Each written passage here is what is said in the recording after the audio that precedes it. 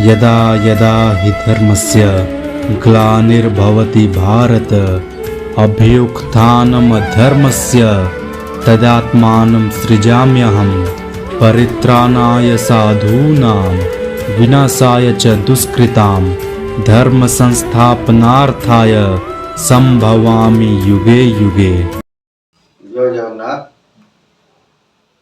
आज मौसा जो कथा पचार तारी उपर आलोचना करवा आमे वास्तव मत किपरि प्रभु को पाइबा ना नहीं। वर्तमान समय देख भविष्य मालिका को नहीं भक्त मान विचलित नहीं क्योंकि प्रभु जन्म होते प्रभु को आश्रय आम नहीं गले क्यों तरी किंतु प्रभु पाइबा मन को बहुत कष्ट साध्य। आम आगुरी कहू चोर पुलिस कथा चोर कौच मोर चलाक कहीं ना पुलिस कहूँ मोर चलाक कहीं से भाव में प्रभु को पाइबा को हेले मनुष्यर दुईटी मार्ग दरकार। जी जो मार्ग में जाऊ पछे से प्रभु को पाई पार यथा गोटे है मार्जर भक्ति बा मर्कट भक्ति आ गोटे है जोग मार्ग। यही दुई बाटरे थिले आगु जो समय आसूची बोली पंचसखा माने मत देइछंती तमे से हिसाब रे थिले प्रभु को करियो पाई पाई। द्वितीय उपाय ना एटी धन काम करियो ना कि ज्ञान काम करियो ना एठी दरकार भक्ति आ भाव बुझी भाव को भाव ना लावण्य भाव भक्ति को भक्ति ना नवदा भक्ति का से प्रभु समस्त पाखे कौन विद्यमान। दिने नारद पचारे प्रभु प्रभु तुमको मु कौटी पाइबी ना रे नारद मोर बास सीना वैकुंठ नाम तिष्ठामि वैकुंठे योगिना हृदय च मत भक्ता जत्र तिष्ठन्ति तत्र तिष्ठामि नारद। हे नारद मो बास सीना वैकुंठे किंतु मु वैकुंठे रहे ना मु सदा सर्वदा मु भक्त मान पाखे कौन कर विहार यही कथा को आम जो पाठ पढ़ुले स्कूल रे प्रार्थना करूँ ना सेठी प्रभु कौन कहले सबुठी विद्यमान अत्र तत्र सर्वत्र सी कह पाठ पढ़ला प्रार्थना रे कहू जल स्थल वन गिरी आकाश तुम लीला सबुठारे प्रकाश। प्रभु जल अछंती स्थल अछंती आकाश सब जगह कौन छंती आम धरी पारिबा ताहले आग लीला खेला जो हम जहाँ पंचसखा मान कहते आम मत ताले निश्चिंत आम से प्रभुंर कृपा बहन करी आम धरवाटा हूँ बड़ कथा बुझे। जगत गुरु ठाकुर अभिन सुंदर या कौन कले समाधान कले से जो प्रभु से सहजरे धरा पड़ती ना ठाकुर भाषा ताकू किए बा पार दृष्टि अग्रे खेले जाजुल्य ज्योति सर्वस्थाने रही थांती से ठाकुर कहते से जो जल स्थल वनगिरी आकाश सबुठारे प्रभु पूरी किए बा पार धरी ताकू कि धरी पारे ଦୃଷ୍ଟି ଅଗ୍ରେ ଖେଳେ ଜାଜୁଲ୍ୟ ଜ୍ୟୋତିରେ, ସର୍ବସ୍ଥାନେ ରହିଥାନ୍ତି ସେ ପୁରୀ। ଜାଜୁଲ୍ୟ ଜ୍ୟୋତିରେ ମାନେ ଅତି ସୂକ୍ଷ୍ମ ବାଦରେ ସେ କଣ ହେଇଛନ୍ତି, ସବୁ ସ୍ଥାନରେ ପୁରୀକି ରହିଛନ୍ତି। ଆମ ଆଖି ଆଗରେ ମଧ୍ୟ ଅଛନ୍ତି, କିନ୍ତୁ ଆମେ ତାଙ୍କୁ ଧରିପାରୁ ନାହୁଁ। ବୁଝିହଉଛି? ସେତ ଅଟ ଅମୂଲ୍ୟ ଧନ, ସହଜେ କି ମିଳେ ଏ ଧନ।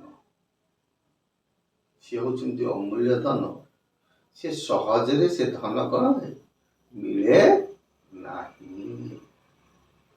ଯାହାକୁ ପାଇବା ପାଇଁ ମୁନି ଋଷି ମାନେ ଜନ୍ମ ଜନ୍ମତାର କଣ କରୁଛନ୍ତି, ତପସ୍ୟା କରୁଛନ୍ତି। ସେ ଠାକୁର ସହଜରେ ଧରା ପଡନ୍ତି ନାହିଁ। କିନ୍ତୁ ଠାକୁର କହୁଛନ୍ତି କେତେ ଯୋଗୀ ଋଷି ଧ୍ୟାନ କରୁଛନ୍ତି, ତାପାତ ପଦ୍ମକୁ ପାଇବେ ବୋଲି। ସେଇ ପ୍ରଭୁଙ୍କ କରୁଣାକୁ ପାଇବା, ସେ ପ୍ରଭୁଙ୍କ ଦର୍ଶନ ପାଇବା ପାଇଁ କେତେ ଯୋଗୀ ଋଷି ମଧ୍ୟ ଧ୍ୟାନ ରତରେ କଣ ଦିନ ଅତିବାହିତ କରୁଛନ୍ତି। ଆମେ କଣ ସହଜରେ ଏମିତି ହେଇଛି, କଳିଯୁଗ ସରିଯିବ, ଠାକୁର ଅବତାର ହେଇଛନ୍ତି, ଆମେ ସହଜରେ ପାଇପାରିବା ନା। କିନ୍ତୁ ପାଇବା କେମିତି? ଠାକୁର ପୁଣି କହିଲେ, କାମନାକୁ କର ସଂହାର, ହିଂସାକୁ ତୁ କରରେ ଦୂର, ମନ ପ୍ରାଣ ତାଙ୍କୁ ଅର୍ପଣ କରିଲେ, ଦର୍ଶନ ଦେବେଟି କୁଞ୍ଜ ବିହାର।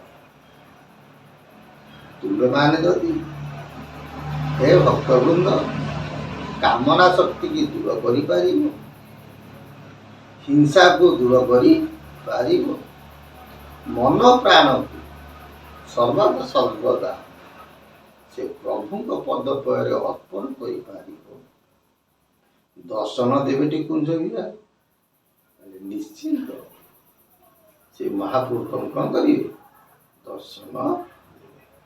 ସେ ସର୍ବଘଟରେ ପୁରୁଛନ୍ତି। ତମେ ଯଦି ତାଙ୍କୁ ସୂକ୍ଷ୍ମ ବାଦରେ ତମେ ଦର୍ଶନ କରିପାରିବ, ସେ ସାକାର ବାଦରେ ଯୋଉଠି ଆସି ଲୀଳା ଖେଳା କରିବେ, ତୁମେ ନିଶ୍ଚିନ୍ତ ତାଙ୍କୁ ଭେଟ ପାଇପାରିବ। ବୁଝିହଉଛି? କାରଣ ପ୍ରଭୁ କୀଟ ପାଷାଣ ତରୁଣ ସକଳ ଘଟେ ନାରାୟଣ, ସେ ସମସ୍ତ ଘଟରେ କଣ କରୁଛନ୍ତି, ପରିବର୍ତ୍ତିତ ହେଇକି ରହିଛନ୍ତି। ସେ କିଏ? ସେ ଆମର ଆସେ ନରଦେଇ ନାରାୟଣ ନା, କୀଟ ପାଷାଣ ତରୁଣ କଣ ନର ରୂପକ ନାରାୟଣ ସବୁଥିରେ ପଶନ୍ତି ନା। ଠିକ ନାରାୟଣ ଶବ୍ଦର ଅର୍ଥ କଣ? ସେ ଭଗବାନ କେମିତି ଆମ ସଙ୍ଗରେ କଣ କରୁଛନ୍ତି, ଖେଳ କରୁଛନ୍ତି। ନୟନେ ଆବୃତ ନୋହି ସର୍ବଘଟେ ଖେଳୁଥାଇ, ବାଇ ବାଇ ବୋଲି ତାର ନାମ ତାହାର। ନୟନ ଆବୃତ ନୋହି, ନୟନକୁ ସେ ଦେଖା ଦିଅନ୍ତି ନାହିଁ, ସର୍ବଘଟେ ଖେଳୁଥାଏ, କିନ୍ତୁ ସମସ୍ତେ ଘଟରେ ଖେଳୁଛନ୍ତି।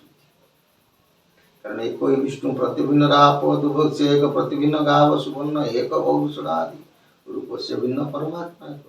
ପରମାତ୍ମା ସମସ୍ତଙ୍କ ଦେହରେ ବିଦ୍ୟମାନ, ତାଙ୍କର ଭୋଜନ ଗୋଟାଏ, ସେ ହଉଛି କଣ, ବାୟୁ ପବନ।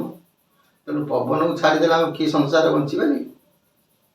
କେହି ବଞ୍ଚିପାରିବେନି। ତାକୁ ଯେ ପାରିବ ଧରି ଭବାନବୁ ହେବ ପାରି। ସେ ଯୋଉ ପବନକୁ ଯଦି ଆମେ ଧରି ପାରିବା, ତାହେଲେ ଭବରୁ କଣ ହେଇଯିବା, ତରି ଯିବା। ଆହାରେ କରିଲେ ଉଣା, ପାଇବ ତାଙ୍କ ଠିକଣା, ଭ୍ରମ ହୋଇ ଜୀବଟି ଦୂର। ଆହାର ଗୁଣକୁ ଦୁଇଟି ଶବ୍ଦ ଆସିବ। ଆମେ ଯୋଉ ଖାଦ୍ୟ ଖାଉଛେ, ତମେ ତାକୁ ଅଳ୍ପ ଭୋଜନ କର, ଅଳ୍ପ ଭୋଜନ କରି ଲୟ କର, ଭାବର କଦିକ ପ୍ରଭୁଙ୍କ ପାଖରେ ମନ ରଖିବ। ସ୍ଥୂଳ ବାଦରେ, ସୂକ୍ଷ୍ମ ବାଦରେ ସେମିତି ଗୋଟେ ଅଛି କଣ, ଆହାର ନିଶ୍ୱାସ। ତମେ ଯଦି ନିଶ୍ୱାସକୁ ଉଣା କରିଦେବ, କମେଇ দিব, ତାହେଲେ ନିଶ୍ଚିନ୍ତ ପ୍ରଭୁଙ୍କ ପାଖ କଣ ହେଇଯିବ, ତମର ମନୋନିବେଶ ଆସିଯିବ। ତେଣୁ ପ୍ରଭୁଙ୍କୁ ପାଇବାକୁ ହେଲେ ଏ ଦୁଇଟି ମାର୍ଗ ଦରକାର, ଯୋଉଟା କୁହନ୍ତି ଭକ୍ତିଭାବ, ଆତ୍ମସମର୍ପଣ ଭାବ, ଯୋଉ ଭକ୍ତି ଭାବ, ନବଦା ଭକ୍ତି ଭାବ। ଦ୍ୱିତୀୟରେ ଯୋଗ ମାର୍ଗ। এই ଦୁଇ ମାର୍ଗ ଯଦି ଆମେ ରହିବା, ଆମ ଦେହରେ ଯେଉଁ ପ୍ରଭୁ ଅଛନ୍ତି ଯଦି ଆମେ ତାକୁ ଚିହ୍ନି ପାରିବା, ତାହେଲେ ଜଗତରେ ପ୍ରଭୁ କେଉଁଠି ଲୀଳାଖେଳା କରିବେ ମାନେ ସାକାର ରୂପରେ, ତାହା ଆମେ ଅନୁଭବ କରିପାରିବା। ଠାକୁର କୁହନ୍ତି, କହେ ଅଭିରାମ ଭାଇ ଅନୁଭବ ଗୋଟି ସତ୍ୟ ନିଜକୁ ଯଦି ଅନୁଭବ କରିପାରିବ, ତାହେଲେ କିଛି ଆଉ ଦୋଷ ନାହିଁ। ଆଉ ପ୍ରଭୁ ପ୍ରଭୁ ହେଇ ଯଦି ଆମେ ବ୍ରହ୍ମାଣ୍ଡ ସାରା ବୁଲିବା, ପ୍ରଭୁ ଦର୍ଶନ ଦେଇପାରିବେ ନାହିଁ। ଯାହା ରାମକୃଷ୍ଣ ପରମହଂସଙ୍କ ଭାଷାରେ, ସମ୍ମୁଖେ ତୁମର ଉଭା ହୋଇଛନ୍ତି ବହୁ ରୂପ ସେହି ଧରି, ଅରଣ୍ୟ ମଧ୍ୟରେ କିବା ଖୋଜୁଅଛ ନିରନ୍ତରେ ସଦା ହୋଇ। ପ୍ରଭୁ ଆମ ଚତୁର୍ପାର୍ଶ୍ୱରେ କ'ଣ ହେଇଛନ୍ତି? ବିଦ୍ୟମାନ ହେଇଛନ୍ତି। ସୂକ୍ଷ୍ମ ବାଦ, ତାକୁ ଆମେ ଚିହ୍ନି ପାରୁନେ, ତାକୁ ଆମେ ଧରିପାରୁନେ। ଅରଣ୍ୟ ଭିତରେ ରୋଦନ କଲେ ହରି ହରି ଡାକିଲେ କିଏ ଶୁଣିବେ? ସେଥିପାଇଁ କୁହନ୍ତି କର୍ମକୁ କରି ଆଗୁ ସାର, ପଣ୍ଡିତ ଜନଙ୍କ ବିଚାର। କର୍ମଟି ଠିକ ରଖ, ନିଶ୍ଚିନ୍ତ। ଯେମିତି ଗାଈ ପଛରେ ବାଛୁରୀ କ୍ଷୀର ପାଇବାକୁ ଦୌଡ଼େ, ସେମିତି ଭକ୍ତ ପାଇଁ ପ୍ରଭୁ ବ୍ୟାକୁଳ ଦେଇକି ନିଶ୍ଚିନ୍ତ ଦର୍ଶନ କରିବେ। ଏଥିରେ ଅତ୍ୟୁକ୍ତି ନାହିଁ, ଅନ୍ୟ ଉପାୟ ନାହିଁ। ଏଇ ଦୁଇ ମାର୍ଗରେ କେବଳ ପ୍ରଭୁଙ୍କ ଦର୍ଶନ ମିଳେ, ଅନ୍ୟ ଉପାୟ ନାହିଁ। ଏହିପରି ଭାବରେ ଯେଉଁ ଭକ୍ତମାନେ ଥିବେ, ଆଗାମୀ ସମୟରେ ମହାପୁରୁଷମାନଙ୍କ ଭାଷାରେ ନିଶ୍ଚିନ୍ତ ପ୍ରଭୁଙ୍କ ସହିତ କ'ଣ ହେବେ? ଖେଳା ଲୀଳାରେ ଭାଗ ନେବେ ଏବଂ ଏହି ମାନବ ଜନ୍ମ କ'ଣ ହେବ? ସାର୍ଥକ ହେବ ବୋଲି ଆମର ଦୃଢ଼ ମତ। ଜୟ ଜଗନ୍ନାଥ। ଶ୍ରୀ ସତ୍ୟନାରାୟଣ ସ୍ୱାମୀ ସଦିଚ୍ଛା ପୁଣ୍ୟ ବୋଲ ଆନନ୍ଦ।